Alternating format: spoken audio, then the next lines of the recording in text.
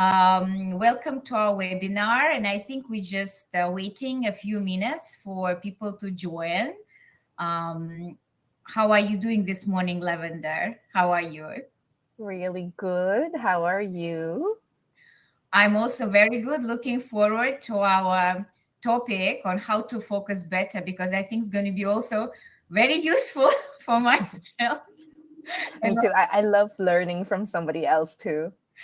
absolutely, and how to stress less. I think it's like eternal Mm. topics that always going to be relevant. Yes, And it's sort of like a cycle, right? Like if you can't focus, you get stressed out. But also if you're stressed out, you can't focus.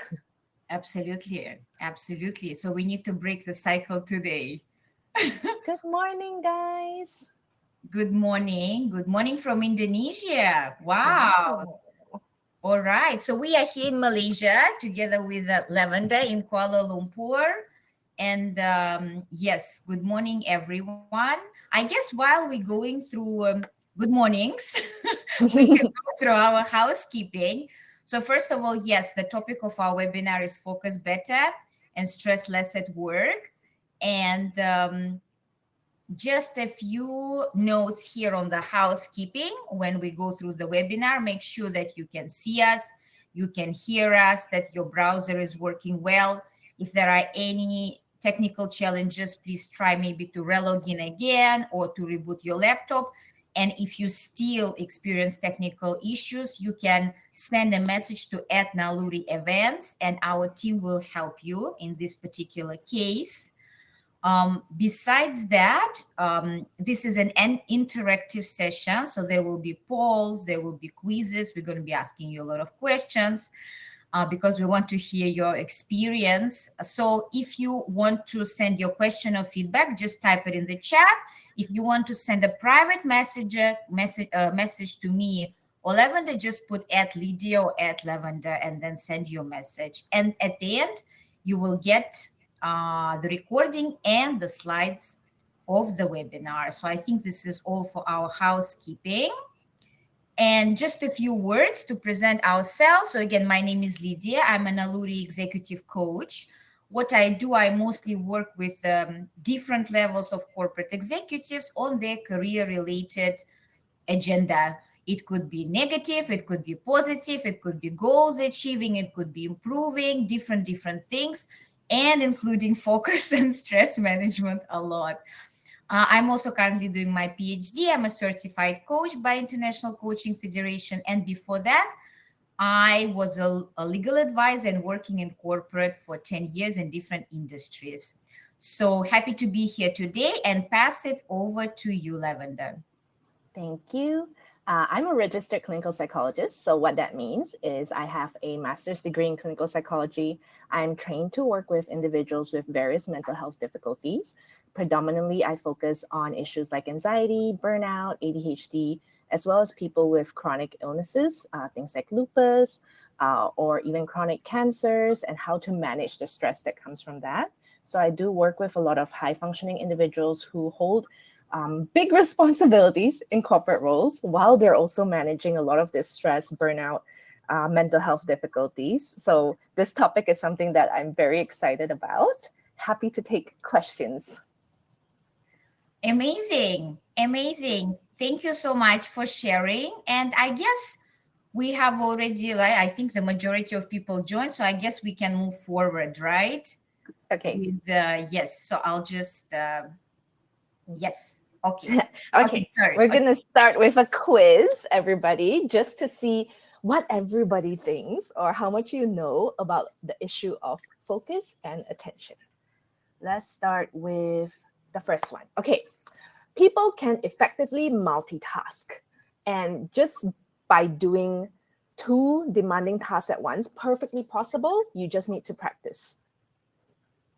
Is this a fact or a myth? We can all do it. We just need to practice and we'll be able to multitask. Well, Okay. interesting answers. Interesting. Yeah, but I can see that the majority, but looking like some people are thinking that it's a fact that we actually can multitask, right? Quite a lot, like a good 33% of people feel that it's a fact. And I mean, to be fair, that's what we talk about all the time, right? Everyone's like, oh, you need to learn how to multitask. She's such an effective person because she's good at multitasking. So it's a common myth, right? I even think that I saw this in the job posting that the requirements is the ability to multitask. I think I remember this. I mean, work under pressure, it's always work under Yeah. pressure and multitask at the same time. Right. So it seems to be a common oh, now it's up to 40%. A common misconception that multitasking is a real thing. It is a myth. We actually cannot multitask. So when we multitask, we are actually doing rapid task switching. That means we're not actually doing two things simultaneously. We're continuously going from one to the other. So our brain is switching lanes constantly. And what they found is that there is actually what they call a switch cost. Each time your brain switches, there is a cost in terms of time, in terms of the errors that you make, and in terms of the cognitive load. So how stressed out, tired, and pressured that you feel. So what they found is that when somebody is doing a task and they constantly get these micro interruptions like bings, emails, or somebody asking them a question, it actually increases your subjective stress and create sustained mental effort. So whatever you are trying to do, if you are constantly multitasking, it becomes significantly harder than if you were to do each task separately. Isn't that crazy? Yes, yes. I I didn't know. can't multitask. I can say for myself, I can't multitask. And I think what I also heard is called the distraction recovery. Once Mm, that multitasking, let's say I do certain assignment and then the messages come and they require my attention, then I can't just jump back into what I was doing before. I noticed this about myself. And I think different people have this different distraction recovery timing. Like some people, mm. it's like 1 2 minutes, they back into their focus. Some people, they like just get out for 45 minutes. Since I'm distracted, I'm gonna go make myself a coffee, then go It's gone. scroll through Instagram and things like that. It's so true. Oh, you're right. The recovery is tough. Okay, the next one. Frequent digital notifications make people feel busier and more stressed, even if their total work output doesn't change. Intriguing, intriguing. Mm. So it's like, even if you get distracted, you can still get the same amount of work done, maybe even in the same amount of time, right? Okay. 90% say that this is 91. Mm-hmm. Okay. What do you think, Lydia? Do you get stressed out if you're frequently interrupted? Yes, actually, I do. And sometimes I just think it's good to switch off the phone. We are so, I think, afraid to switch off the phone or go on mute unless it's a very important event. Like, of course, I'll go on mute now. Yeah. but but let's say if I do my own work, it's always now the presumption that, oh, okay, I need to be online. If someone messaged you and you didn't reply, God forbid, like in, I don't know, 2 3 hours, it's so Yeah. weird. However, before, if we look even like 15 years ago, there was emails, there were no WhatsApp. People will send you an email, and if you reply within 2 3 days, it's like good. It's good. It's considered good. Yes. Right? Yes. Now it's immediate Slack. It's always there. You're always required to be on Yeah, Teams, like right? alert, high alert mode, like fight or flight mode. Yes. Right. Okay. So this is a fact. Interruptions make people work faster. That's interesting, but feel more stressed and frustrated because each time you get interrupted, what happens is you will compensate by, kind of trying to rush it. You're like, oh no, I got interrupted, so I better work faster. So in the end, the total work output is the same in the same amount of time because you rush, right? But how you feel is a lot worse. And your subjective workload, so how heavy you feel your workload is higher anxiety, higher error rates, and reduced sustained attention. So that's why sometimes people will say like, oh, my job is actually not that hard. It's something I know. Why do I feel so stressed?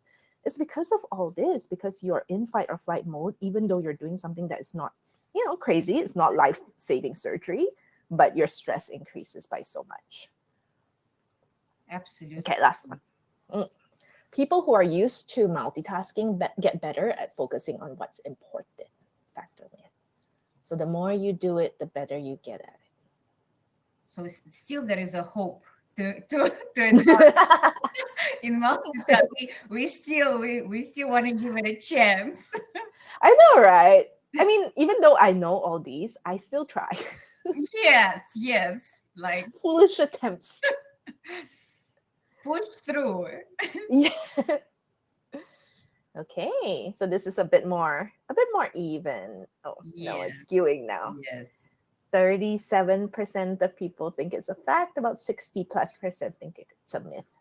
Okay, Mm-hmm. so this is a myth. Heavy multitaskers are worse at filtering irrelevant information and paying attention. So essentially, the more you multitask, the more you sort of erode and corrode your selective attention and your memory abilities. And you're more easily distracted by outside sounds or things that you see, and you show reduced performance on focus demanding tasks. So I see this a lot in clinical work. I will typically working mothers, they will tell me, yeah, last time I would be able to do like 10 things at once, but now I can't anymore. And then they think that there's something wrong with them. But actually, first of all, your life cognitive load has increased, right? And then secondly, because you have been doing this for so long, you've really corroded your attention and memory. Yes, yes, it actually Mm. resonates a lot within me because I think what we practice, let's say if we practice this constant switching from one thing to another and then from thing to the fourth thing, then we Mm. forgot already what we've been doing at the very beginning of those Yes. multiple layers of switches. And I think the more we practice it, it grows stronger and it becomes so difficult just to stay present and to even Yes. talk to someone, not even doing any task, just to focus on one person, for example, for 30 minutes. You're right. So true. Oh gosh, I think a lot of people in the chat Ye- are agreeing with it. Blabbering voice from other colleagues. Yeah, true. Somebody Yes. somebody asked what is a demanding task. So demanding tasks are things that requires at least some concentration, like strategy maybe, or you need to focus on details to make sure that it's accurate. So those are demanding tasks. Okay, so in summary, multitasking and interruptions increases errors, increases stress and frustration and anxiety, and in the long run reduces your ability to pay attention and focus. Yes. I think Yeah. after today we shall all stop or at least try Try. to reduce our multitasking. I have a friend, when he drives, he can't talk. I know, like driving together, it's to that level. He can't, and he acknowledges that he can't multitask. Let's say if okay, it's a highway, it's a one thing, Yes. right? You just go straight. But if you need to navigate in KL, right? And I Yes. start telling him, oh, yesterday I did this and that. After 20 minutes, so what did you tell me just now? That's it. His brain just switches off. He either can talk or he can Yeah. drive a car and navigate. And I think it's a great example that in reality, our brain really Yes. can't multitask. Yeah. And you think like a lot of people think, oh, it's different because like driving is a physical task and talking is a mental task. So you should be able to multitask in that way. Actually, it's not true. Right. Yes, yes. And then someone is Mm. saying bosses definitely won't approve that. Your Yes, bosses also need that probably. They're probably also stressed out by the frequent interruptions that they receive. absolutely. Absolutely. Yes. So I guess this is unfortunate reality, but it's still within our control, at least how we want to manage our day to day, right? Routine. So now some questions from my side. Okay, we have another poll here. So, what do you think, my friends, is your main distraction right now that affects your focus the most? Yes. So let's see. Is it a social media, our phones? Is it ad hoc tasks that come during the work day? The environment around you, your colleagues? Maybe it's the schedule, back to back meetings with no sanity buffer in between, or maybe it's your boss. Okay, so far the leading position is All social five. media, social media, ad hoc tasks, and then back to back meetings, and with no purpose. This is when we get into that rabbit hole. One thing is to take your phone and you have a purpose. Okay, I want to see how Yeah. long it's going to take me by ways to get from my office to my meeting. And then suddenly, oh, let me look at my social, yes, network, what's happening there. And after 20 minutes, I think if you can still answer the question, what am I doing here? Then you've been conscious. But if you can't answer this question, what am I doing here? You've been in some delirium for the last 20 minutes where the algorithms were just putting you into that Yeah. rabbit hole. Yes. So And you yeah, can't even, usually you yeah, can't even remember what you saw on social media. That's the thing, right? very It's not rare. even like you're properly entertained. You don't even remember. Yes, it's a mindless entertaining. It's a mindless entertaining, and I do this also. And I also, and it's like I'm also at the fault of It's this. designed to trap you. That's why. Yes. Okay. So social media, at least, when we know what distracts us the most, at least we can deal with it. And then we can see if we can manage this rather than we don't even know what distracts us. Because the more we distracted, the more time we need to recover, the more we multitask, the less efficient we are, the more we get stressed, the more we get anxious. Then it becomes like not like a day, but a roller coaster at the end of the day. Because we just like phone, laptop, something else, my boss, ad hoc meetings, my colleagues, we're like that octopus, trying to do or like play the orchestra every day. I remember many years ago when I did yoga teacher training for myself, our teacher was always saying when we meditated, your energy goes where your attention flows, or your attention goes where your energy flows. Doesn't really matter, but basically, what we pay attention to, we put always our energy. Even if you scroll through the media for 15 minutes, even if you, I don't know, did something else, got distracted, right, with your colleague, we always put our energy, and we need to be very aware of this also energy drainers, because the more we have this energy drainers that doesn't have any purpose, we take away more from our cognitive focus. I think I started to talk in rhymes. So, purpose focus. So my question to you, please send your messages in the chat. What do you currently practice to stay more focused? So you know your distractions, but how do you frame your day? Maybe you have a to-do list. Maybe you practice Pomodoro techniques and like for 45 minutes, no one bothering me. I'm just doing one single task. What are you currently doing? And are you doing anything to improve your focus? Let's see. Okay, we have questions here also. Is it possible that we are easily distracted because we have ADHD and we didn't know? I think yes, and I think this question is more to Lavender.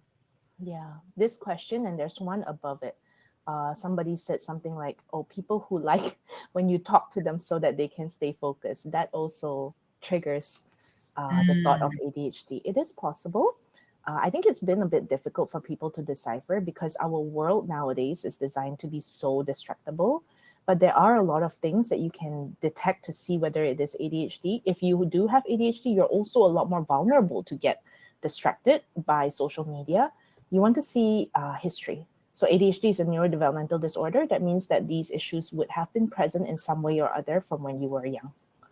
So a professional can help you diagnose that. But some signs are, like when you're a kid and you lose all your things all the time. You're always standing on the table because you always forgot your books or you're running around. So you want to look at that as well as your current issues with distraction. Very, What? very insightful. Yes, I'm just looking at the answers with regards like what we are doing now, right, to Mm, focus better. And I can see a lot of answers to put away the phone, to put the phone on yeah. not disturb mode, Yeah. saying no. So it's a good practice and it's not easy. A lot of people struggle with saying no or how to say no that we don't offend other people, especially at the Mhm. workplace. Time blocking, Pomodoro, yeah. So conscious intention to have your cognitive focus at allocated time, allocated space, and to do something. So we set an intention to focus. So it doesn't just come out of the blue. We actually create a certain environment, right, with our Yes. conscious intentions. And to-do list, yeah, so like a rational approach that we switch on our logic, we understand what we need to do, then we can focus on this better. And then what else? Take a deep breath for a while. Yes, yes, exactly. Reset, mental reset, mindfulness reset, to give your brain like at least maybe like that moment to shut down for 1 or 2 minutes, to restart, like we restart our phone or we recharge them, right? They can't just be constantly working without the charger. Thank you so much for all your answers and for being so interactive. Should we delete the media social apps from our phone? I think that's going cold turkey. It might create a strong withdrawal symptom, but see if you can, what small steps, in coaching, I also advise take baby step, but practice them consistently. Let's say limit your screen time. Your screen time is 4 hours per day. Limit it to 3 hours per day, and then maybe limit it to 2 hours per day, or maybe see what you can do to understand your digital drainers and how you can manage them, and see if you can practice this for some time, right? What do you think, Lavender? Yeah, that sounds good. I Yeah, think it is a struggle. It is a real struggle. It yeah, also helps, I think, to have other things to do.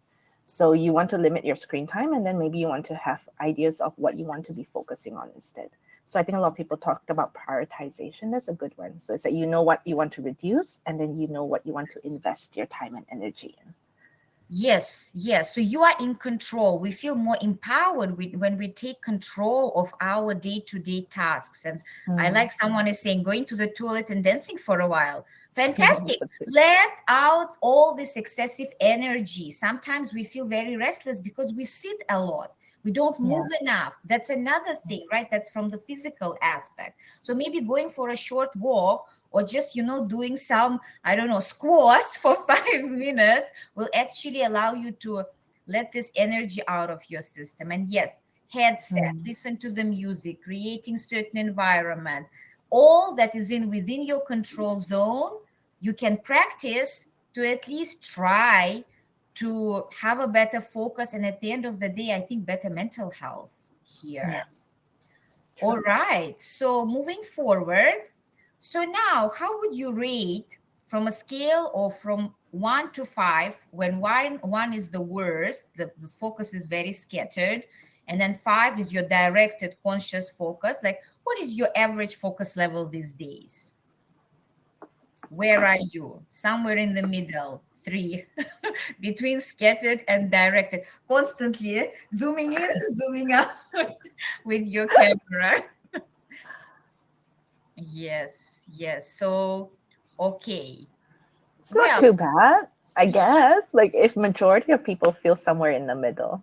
yes, yes. So I guess we all trying to take care of ourselves and to improve our cognitive focus and attention. But sometimes we regress back. Sometimes we progress, and it's also okay as long as we're aware and we know, like, okay, what can I do today to be better than yesterday? What can I do for myself to improve my focus? Because at the end of the day, I think this is all taking care of our mental health. It's our self love. It's our own efficiency.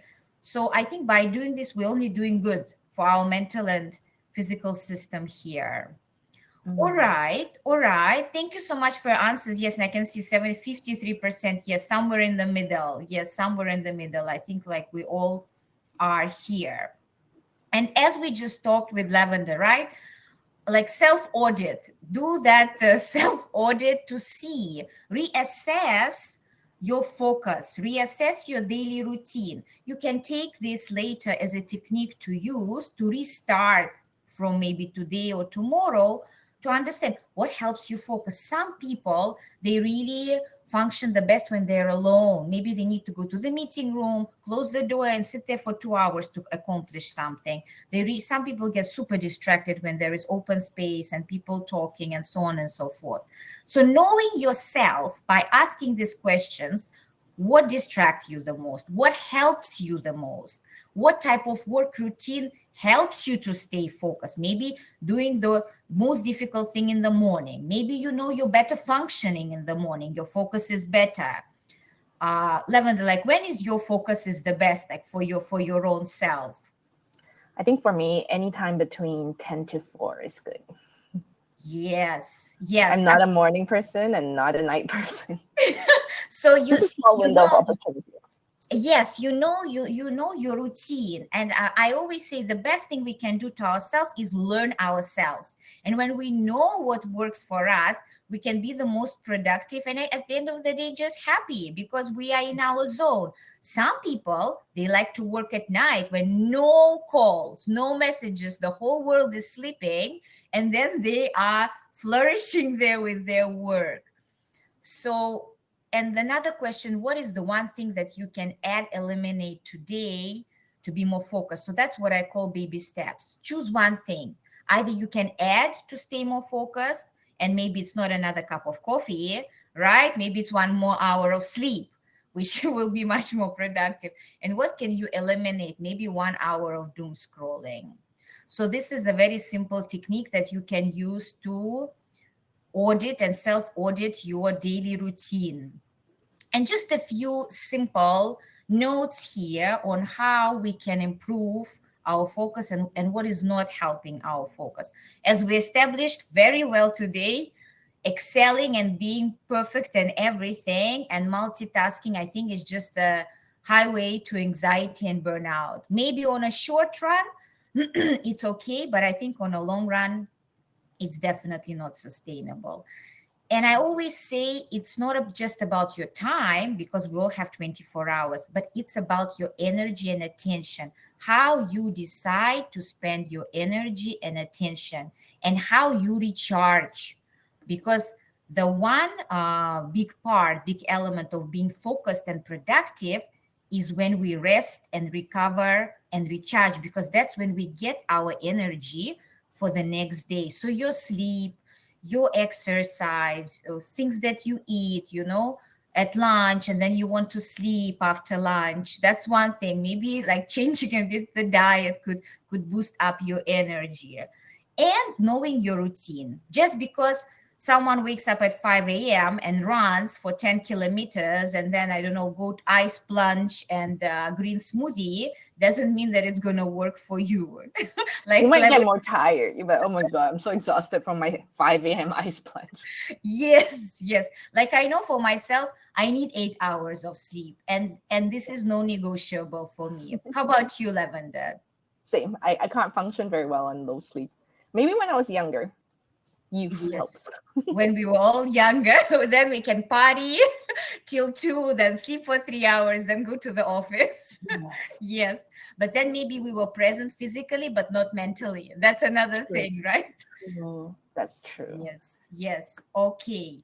So, and of course, yes, we need to be realistic when we write our to do list, when we set our goals, when we assess our energy, and when we allocate time for focus time, but we need to allocate time for non focus time. Let's say if you have back to back meetings with no even 5 minutes bio break or just a sanity break.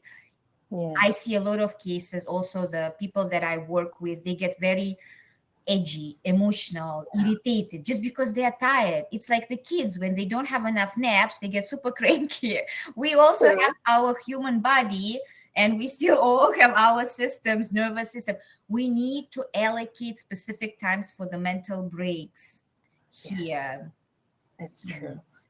Yes. So of course identifying priorities and setting the right routine for yourself. I see a lot of comments here in the chat box. Yeah. Yes. And some So even there's, links. Yes.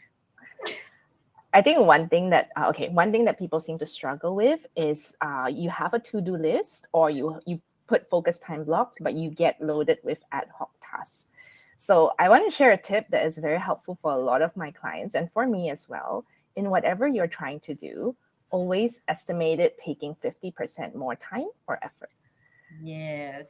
So let's say on your if you put like a 4-hour focus block, that's probably not going to happen, right? To focus on one task, you can assume that on your workday, you will likely have 50% more other tasks.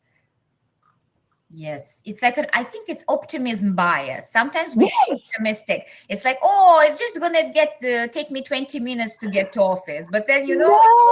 5, and we think we're gonna accomplish this, and then in a minute start another thing, and no Yes. breaks. No, I think we're just getting too over sometimes expecting from ourselves, or just too optimistic. Yeah, or like you put your you'll say, oh, this is my 1 hour focus block. You put it between your back-to-back meetings. How is that gonna happen? Yes. Because you'll have to switch from your meeting mode to your focus mode. It's going to be very hard. At most, you'll have like 20-30 minutes of proper focus time, right? Yes, yes, I Mhm. totally agree. And I can see also one of the question, what do you mean by acknowledging fixed 24 hours a day? I think that goes to the optimism bias. Sometimes we overestimate ourselves and overplan. We need to know, okay, my working hours, maybe, I don't know, for some people it's 6, 7, 8 hours, 9 hours, but then you need to know that you need to have rest and recover time, right? And it Yes. all falls within the same 24 hours, not within 48 hours. Like, I'm going to work today 12 hours and I'll recover on the weekend.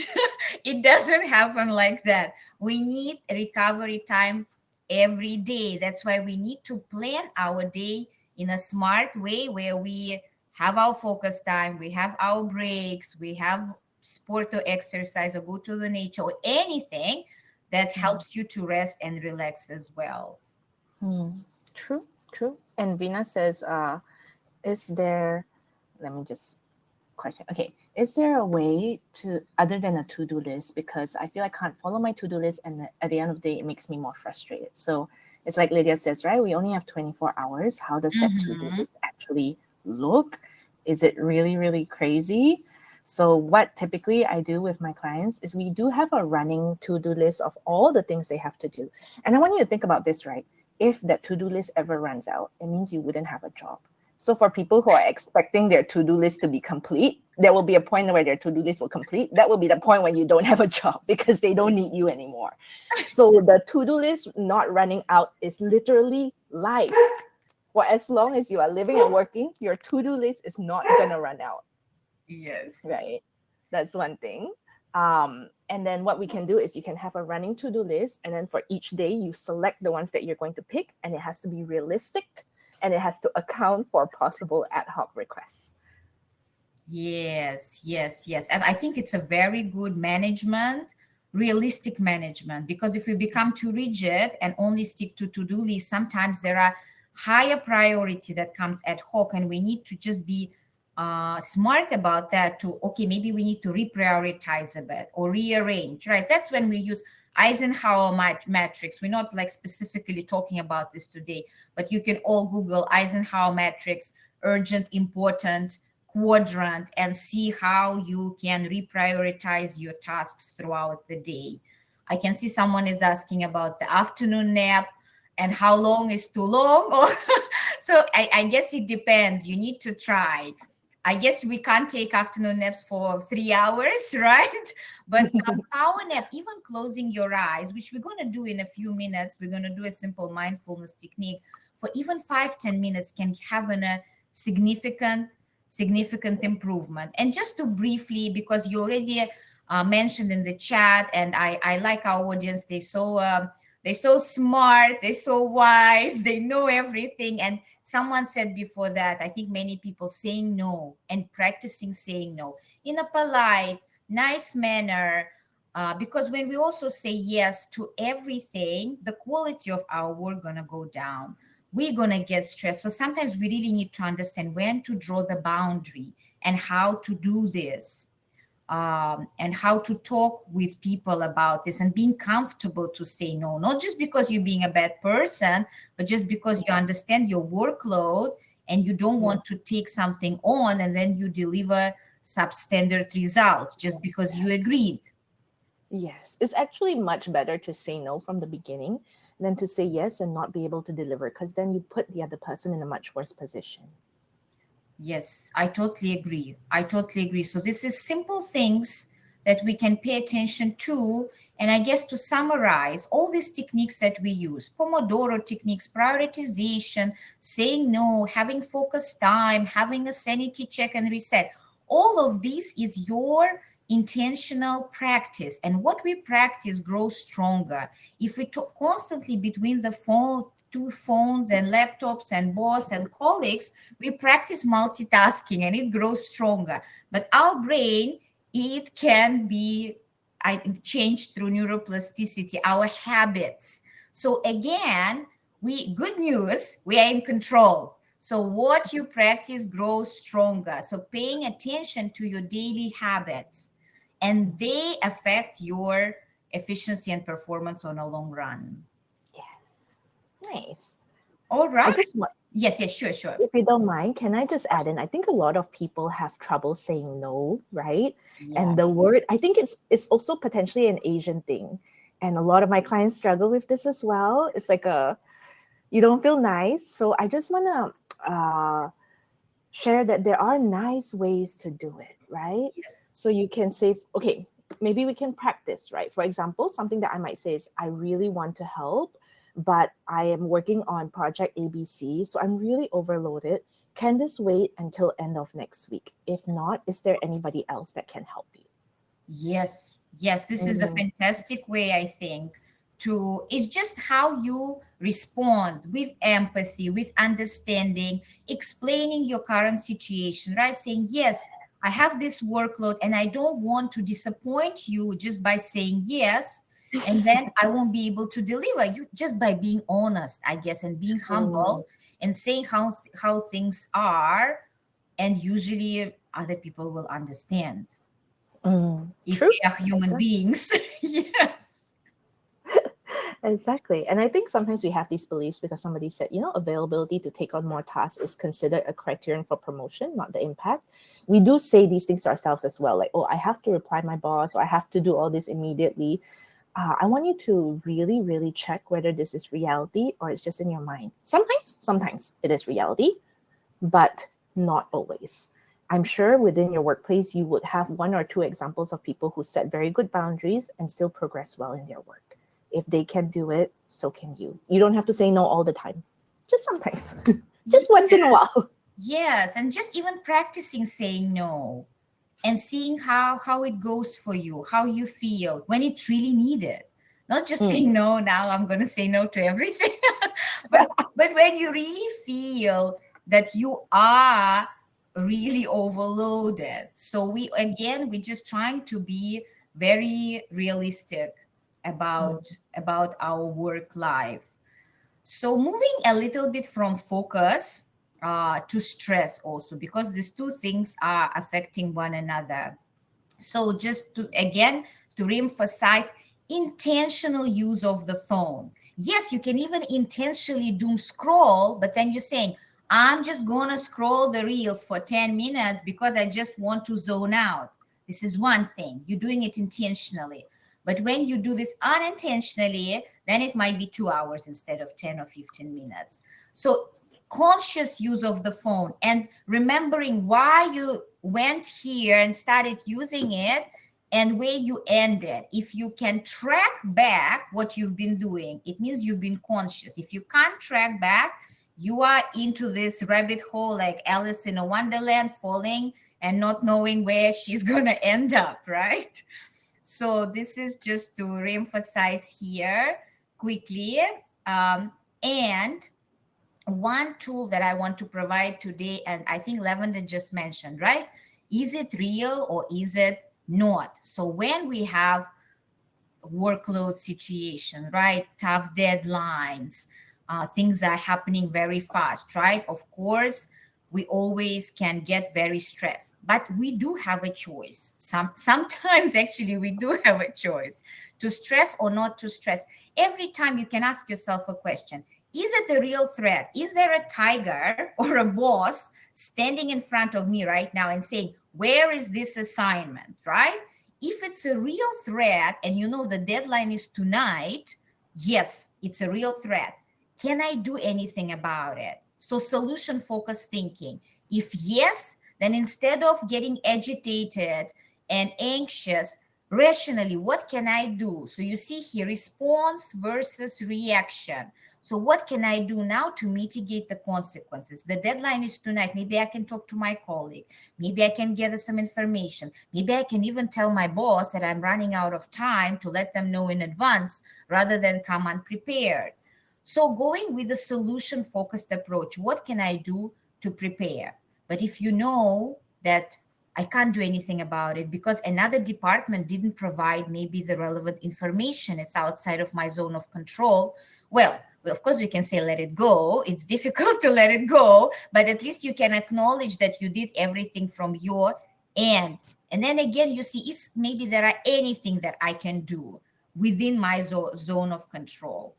And sometimes we have this negative future thinking assumptions, you know, the crisis is coming, AI gonna replace us all, and we get stressed in advance, 5 months ahead the road. So then we need to, is it a real threat? As AI is standing in like a robot standing in front of me right now? No. Is this my assumption and negative assumption, right? Because we can also assume positively, I'm going to work together with AI. My work going to get lighter, right? So we need to see is if it's my negative assumption, yes, maybe I'm thinking in 5 months' time, I might be replaced by AI. Draw a plan for the worst case scenario. What will I do if I'm going to get fired? I will go on LinkedIn, I will engage my connection. So you will have a plan, coping mechanisms. And if nothing you can do, this is the reality, right? We're all living in a fast changing world. Then changing, shifting your mindset to the present moment. Okay, maybe how can I upskill myself now to be better prepared for the future? So it's a bit of a wordy mind frame, right? But at the end of the day, just asking simple question: is it true? Is it not? Is it my assumption? Can I do anything about it? All right. I feel like I'm talking too much. Levin, would you like to add something here? I think what Lydia is saying is quite relevant to what people are talking about in the chat, right? There's a lot of talk about bad culture by bosses and quotes from bosses, right? First of all, is this real? Have you actually tried it, or is it an assumption?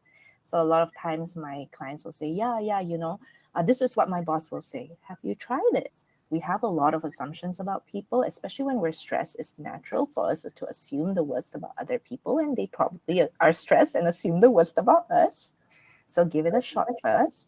If you've really honestly given it a shot, then it's real.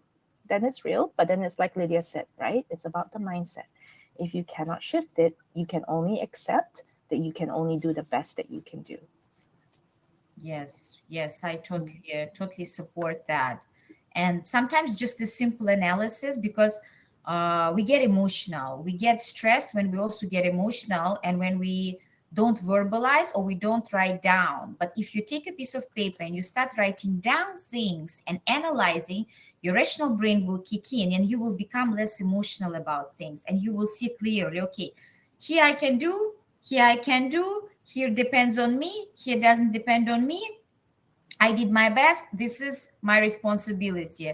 So just quickly give you a brief here, right? So at the end of the day, when we go into the solution thinking approach, or when we try to avoid the situation, right? Or we decide not to do anything. So if we go the way that, okay, what can I do? What could be the potential solution? Is there anything within my control? Then we get into the solution focused thinking. We become rational, we engage our logic, we become less emotional, less stressed. We can brainstorm, talk to people, seek for support, communicate, right? So any resources that are available. But if we decide to just sit down and get stressed and wait for the worst thing to happen, so when the deadline is out, or maybe I'm afraid to talk to them, or maybe I'm afraid to ask for help, then we get into this prolonged stress because we are intentionally making it to last longer. We don't communicate, we have the lack of clarity, time is going very fast. And then also, when we don't take action, our confidence unfortunately goes down, because every time we take a conscious action that empowers us and gives us some solution, our confidence grows. And Mhm. of course, we end up in a pessimistic outlook. So we always, I just want to reemphasize, we always have a choice. There is always something that we can do and always something that we can do. But as long as we're aware and we can acknowledge this, then this is a way forward. True. You're right. I think that when you say, this victim mind frame and the focus, and I've been, in this position before. I think we're all vulnerable to that, where you sit in a situation and you just think, yeah, nothing can be helped because my boss is like this, my colleague is like this, is everybody else's fault. You constantly fixating on that will Yeah. actually just make you feel disempowered. You're not hurting anyone else but yourself. You're just sitting there repeating in your minds and probably over lunch, repeating to your colleagues how helpless you are. And it will just make you feel a lot worse versus doing small things that, yes, may not completely solve all the problems, but at least it doesn't make you the victim to other people's decisions. Totally agree with you. And I just wanted to add, it's okay sometimes to be a victim. We are all humans, right? But it's the question of how consistent you are being a victim. If you're How victim, persistent. yes, all the time, in each difficult situation, there is someone to blame, and you are always the victim, and you don't ever do anything about it, then it's maybe an issue. Sometimes it really happens that you become a victim in this life, right? There are different situations out there. They could be negative scenarios as well, but True. it's very important to differentiate whether you are making yourself a victim or really something happened that you became a victim of the situation for obvious reasons. For example, the company has been restructured, right? And Mm, you have been let go. Yes, you might feel like a victim for some time, but then you can think, okay, but what can I do? What can be a better maybe option for me? I'll find a better job. So it doesn't mean that this particular action all only leads to negative consequences. So how long we stay in this mm, mind frame?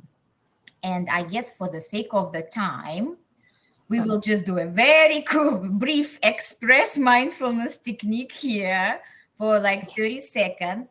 So just for all of us today to relax a little bit and just to get a very short but sweet feeling of these things that you can do for 5 minutes, for 10 minutes when you have time. I just invite all of you, sit comfortably in your chair, wherever you are, lean back on your chair, put your feet, both feet on the ground, don't cross your legs, relax your shoulders, just like maybe move your neck a little bit, just return back to your body, return back to yourself from all these external distractions, and just close your eyes. Let's just all close our eyes, because when we close our eyes, we already cut down the majority of the sensory distractions that we have every day. Just sit comfortably, lean back, put your feet on the floor, put your hands on your knees, and just pay attention to yourself. How are you feeling? Do you feel maybe your abdominal muscles are tight? Maybe you're gripping your belly. Are you breathing? Let's find our inhalation and exhalation. Just find your breath and pay attention to your breathing. Is it fast? Is it slow? Is it agitated? Is it shallow? Take a few seconds here just to find and observe your breath. Relaxing your facial muscles. Trying to sink into that chair, becoming very heavy in our body. Letting go our legs, our hips, our shoulders. Unclenching the jaw. We hold a lot of tension there. Relaxing our abdominal muscles. Let your tummy just relax. And with next inhalation, just inhale into your lungs, inhale into your abdominal and expand it like a balloon. And on the exhalation, just slightly draw it back. So on the inhalation, we're expanding our tummy forward and our ribs to the side. So we're expanding. And on the exhalation, we're slightly contracting backwards. Let's just spend 10 seconds here. I will not be talking, just observing your breath.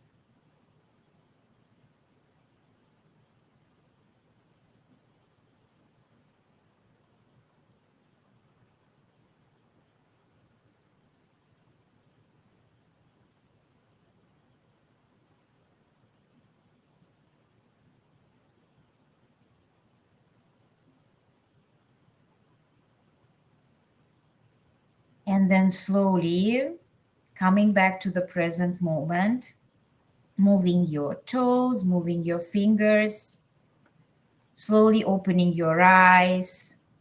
So, this is just the feel of what we can do with no resources, with nothing that we need, with no investments. We can just go sit quietly and do this for 10 minutes. Just shut down from the external world.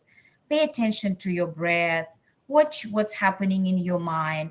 Ask yourself these questions when you feel stressed. What am I thinking? What am I feeling? What am I doing? To get back to the present moment. And I would strongly recommend to try just this simple technique between your meetings when you feel like you're running on that race with a carrot always going further away and you never like always chasing it.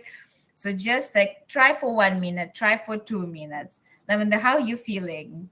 Very relaxed. It was very nice. I wish we could Very do it good. longer, but I think we need to move forward.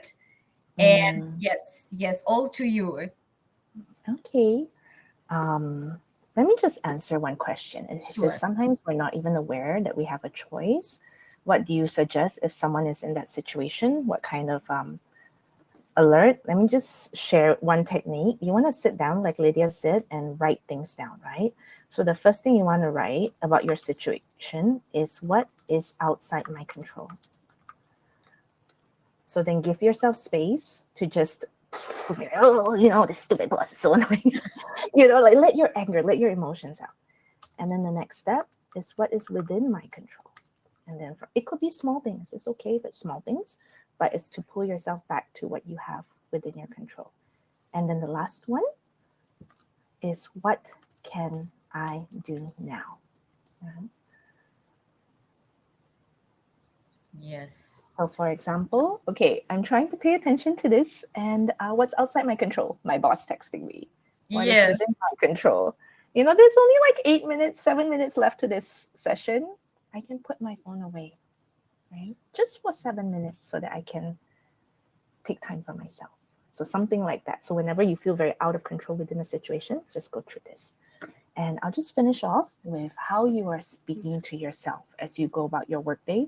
Our self talk is very, very important. I like to use the analogy of running a marathon, right? So let's say you run, I don't run marathons, I think it's crazy. But let's say you run a marathon and it's like, I don't know, people do crazy 41 km marathons, right? So while you're running the marathon, let's say in scenario one, you're running and you're telling yourself, oh, you're so slow. What's wrong with you? You're terrible at this. Why did you even bother? You're so fat and lazy. You didn't train for this. How would you feel, Lydia, if that's going on in your head while you're running the marathon? Miserable, miserable. And I will be demotivated. Yes, exactly. Now, 41 km, but you're saying, okay, this is so painful, but you're doing a good job. It's okay to be tired. Marathons are tiring. You can keep going. How would you feel? I think I feel okay. I feel so much better. Yes, yes, Mm. yes. So it's the same distance, right? The 41 km, the physical strain, the muscle exhaustion is the same, but depending on how you speak to yourself, your experience can be very different. In So everything. yes, this applies to work as well. I think a lot of you, and it's very common in modern day corporate work, is tough. We have a lot of people to balance. We have a lot of tasks to balance. So that's your marathon. Now, throughout this marathon, what are you saying to yourself? Are you saying, okay, take it one at a time, you're doing your best, To-do list never runs out. We're just going to get through what we can. Or are you saying faster, faster, faster, faster? If you don't do this, they're going to fire you, you know? So the kind of language that goes through your mind is very important. So unhelpful self-talk. I have to respond right away or people will think I'm slacking. I should be able to handle more than this, right? I keep messing up simple things. What's wrong with me? I don't deserve to rest until everything on my to-do list is off. How many people here feel that they have at least one of these thoughts on a daily basis? Right? A lot. It's very common. Can we try to switch it? Can you give me examples of helpful self-talk while you're going through this difficult workday? Yes, you can say all of them, Derek. It sounds stressful. It sounds like you have a drill sergeant in your head. Yes. Yes. Give me examples of helpful self-talk. Anybody want to try? Well, what can you say throughout your difficult workday that gets you through? I forgive myself. Yeah, Mm-hmm. yeah. I'm just one human being. It's beyond. Feel Yeah, my pay grade. yeah. Sometimes it's okay to say that. Very real, and very true. Yes, it's okay to take a break. Okay, right? I'm doing the best I can. Everyone makes mistakes. Rest helps me think clearly. Yes, I'm sure they would rather have a later response that is well thought out rather than an immediate response that's gibberish. Because sometimes when I reply very quickly and I look back at the message, I'm like, what did I say? Yeah. Yes, it's just another day at the office. It's not the end of the world. When Exactly. you are like 80 and lying on your deathbed, you're not going to care about this. Yes, yes. Oh, I didn't spend enough time at the office. Like when you're like, Yeah. 85 or 90. I wish I worked more on Wednesday. Yes, so yes, where we are today? Friday or Thursday, right? 2025. I worked overtime. I wish I replied in 20 minutes instead of 1 hour. Yes, yes. Yes, it'll eventually end. Mm, yes. One of my clients who worked in pet food industry, her motto is, "We're just making cat food. We're not saving lives. We can chill." Okay, nice. Okay, so we talked about a lot of things today. And yes, Yes, for those who asked, you will get the slides, yes, but don't try to do everything at once. Pick one. Pick one. So let's say if you want to do Pomodoro, so for the next 1-2 weeks, just focus on that. If you want to change your negative self-talk for the next 1-2 weeks, just focus on catching yourself. Pedicure, manicure. If you yes. want to focus on your control, the what can I control, what I cannot, what am I going to do? Just focus on that for 1 or 2 weeks. Choose one. Yes, yes, I totally agree. And I just wanted to add on the previous one that our self-talk is actually it's a massive game changer because sometimes we get our worst self-critics and enemies. And if the same would be happening to your friend, you will say, no, don't worry, it's okay, just work. Let's go for pedicure, manicure, have a spa day. But when you go talk to yourself, it's like I don't know who is talking to you, like someone from Yes. hell. Yes. Yes, someone the devil in your ear. Yes. Oh my gosh. I was just caught in this yesterday. Yesterday, I had so much work to do. And for some reason, I kept saying, you have to finish doing the laundry. You have to finish doing the laundry. Like the So I Lord was like, fly away. yeah. I was like, okay, finish this report. Then I put one load in. Finish this report, then hang it. And then when my partner came back, he's like, why don't you just send it to Kaka? I was like, oh Yes. yeah, it's like Yes. 40 ringgit. Yes. It We took me think the that whole day. yes, gonna give us a medal. Gonna give us a medal at the end of each day. Maybe if they were Oh giving my us a gosh. golden medal, I would say maybe it makes sense to rush. I don't even know why. Sometimes we get so caught up in it, we don't think of it, that we don't have to do this, or there's another way. Yes, yes. So I just want, because we are a bit running out of time. So, Yes. yes, I just want to emphasize pick one goal, pick one challenge, and try to practice this for 21 days, 30 days, doesn't matter until you feel something is changing within you. And of course, please, if you want to write more feedback or your comments and Q&A, please type them here. But while you're doing this, I just want to say that you can always access Naluri if you're going through a really tough time and you need urgent support, you're going through some maybe mental health difficult situations. There is a phone number that works around the clock. So take a note of that. And also I can see that in the handouts, you can start downloading the slides. So you can always go to Naluri website. You can go to Naluri app where you will get the same information about the resources. And if you want to talk more in details about your routine, about your focus, about your performance and efficiency or stress management, you can always use this QR code to book one-to-one consultations, either with the mental health coaches or with executive coaches, depends on your request here. So I will just pause here. Maybe we have some more comments or questions or anything. No, I think everyone is good. Relax, respond calmly. Difficult becomes easy. Yes. Okay, and just yes, so there is also emotional well-being assessment. If you're curious to see how you are doing now, you can take a very simple well-being assessment to understand where do you stand today, because awareness of what is happening with us can help us to take relevant action in the future. Okay. Yes. So this is the QR code for emotional well-being assessment. I think you can also access it through the app and through the website. And of course, if you still haven't been using Naluri, I strongly encourage you to take advantage of it and visit the website and download the app. So I guess that we're coming to an end of our very interactive and interesting webinar. What are your thoughts, Lavender? Yeah, it was fun. I learned a lot from you. Thank you, Lydia. And also from the group, I really like some of these positive self-talk. I'm going to keep it for myself. Yes, yes, I'm a yes. human, not a robot. I like that one. Exactly, exactly. Sometimes we just forget. We just forget. Yes. Just reminding ourselves. Yes, yes. Thank you so much, everyone, for really being so participative and sharing how you feel, your questions. It's really important. Sometimes it's just important to vent out and talk to someone. Yes.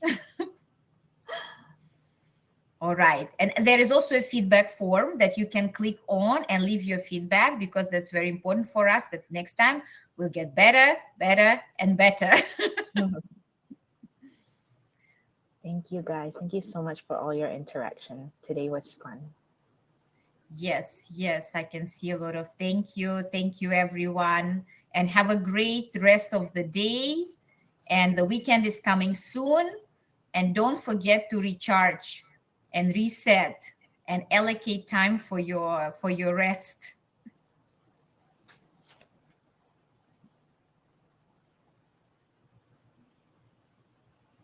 Thank you. Thank you, everyone. Thank you, Lavender. It was so great having this fireside chat with you today. And I hope Thank we'll have you. more in the future. Yeah, it was really fun. Thanks, Lydia.